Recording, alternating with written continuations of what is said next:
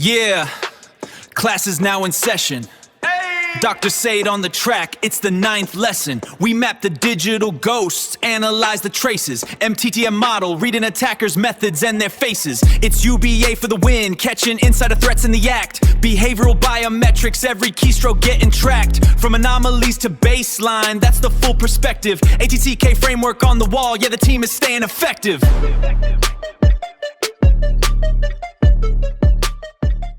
Welcome to EInvestigations.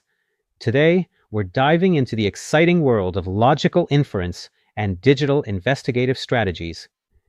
Think of this as learning how to put on your detective hat and solve digital crimes. We're going to cover how to use smart thinking and modern techniques to uncover the truth in the world of computers and networks. Ready to start our journey into profiling? Let's define profiling. Simply put, profiling is analyzing behavior to predict actions. It's powerful. Why is it important? It helps solve crimes, gives us deep insights into user behavior for things like targeted marketing, and helps investigators. We look at three main types: offender profiling for catching criminals, customer profiling for understanding shoppers, and geographic profiling for studying common behaviors in a specific area. Zooming in on our three core types of profiling. Offender profiling is where we try to guess what a criminal is like or what they'll do next. Geographic profiling helps us find clues by analyzing the locations where crimes happen. Most relevant to this course is cyber profiling, where we focus on figuring out the methods and motives of hackers when they break into systems. How exactly do we profile? We use three main approaches. First, statistical analysis uses lots of data and numbers to find hidden patterns or trends. Second, behavioral analysis is simply studying what people do and trying to understand why they do it. Finally, the super modern method is machine learning, where we let a computer learn by itself to predict actions, making profiling automated and smarter. So, why do we bother with all this profiling? There are 5 huge reasons. It gives us better cybercrime attribution, meaning we can figure out who is behind the attack. It helps determine the attack vector, the exact way someone broke into a system. We can identify better defensible targets, knowing where to add extra security. It increases resilience by helping us understand our organization's weak spots. It indicates lines of inquiry. It gives us clues on what to look into during an investigation. People have been trying to profile hackers for a long time. Back in 1985, Bill Landreth created one of the first classifications, sorting them into 5 types: novice, student, tourist, crasher, and thief. Fast forward to 2006, Marcus Rogers updated this, giving us 8 categories, like cyberpunks, professionals, and information warriors. This shows us that as technology changes, so do the ways we categorize digital criminals. Let's look at a key analytical framework called MTTM, which acts like a special lens. Motive. This is the big reason, the ultimate goal the attacker is trying to achieve. Tactics. These are the smaller steps they take to reach their intermediate goals. Tools. These are the skills or resources they use. Methods. These are the specific exact actions they perform using their tools. MTTM gives us a roadmap to fully understand an attacker's actions and goals, from the why to the how. This is a critical point. Profiling is not evidence. Don't confuse them. Profiling looks for patterns across many cases, giving you a hint or a clue about where to look. Evidence is specific to the current case. It is the solid proof that can be used in court. Profiling guides your investigation, suggesting what lines to follow and what evidence to look for, but it can never be used as the proof itself.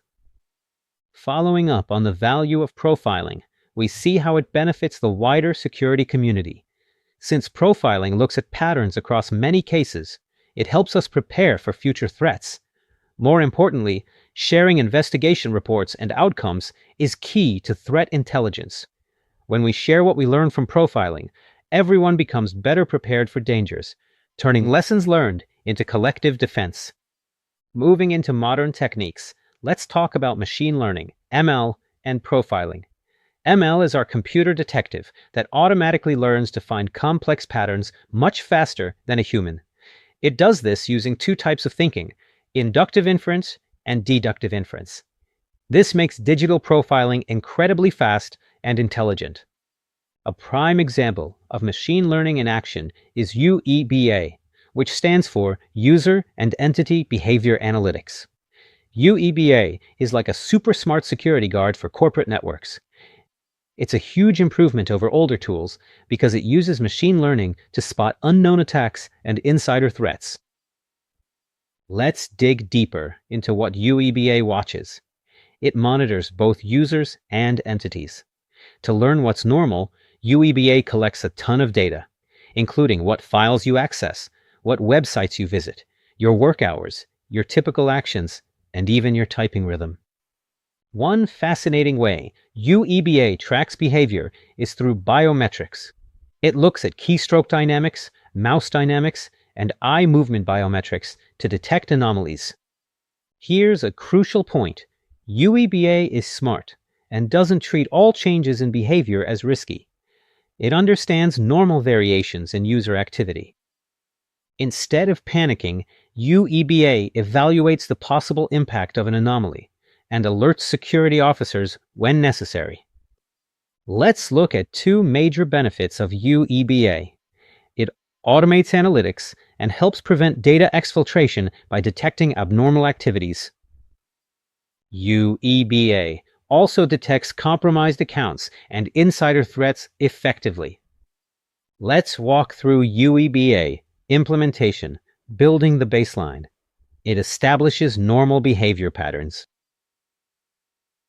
Next steps include refining baseline, continuous monitoring, and real-time alerts. UEBA acts like a dedicated security guard monitoring authentication, activity, USB, remote sessions, and sensitive data. UEBA is also an active response system providing alerts, evidence, and response capabilities. UEBA involves baselining and continuous monitoring. Effectiveness depends on data and tuning. Let's see UEBA in practice. It records sessions, applications, keystrokes, and USB activity. Your assignment is to create a presentation on UEBA cybersecurity challenges. Now we discuss MITREATTACK framework, a standard for modeling attacker behavior. Attack is organized into tactics and techniques, forming attacker behavior profiles. This brings us to the end of our deep dive into logical inference and digital investigative strategies. Thank you for joining.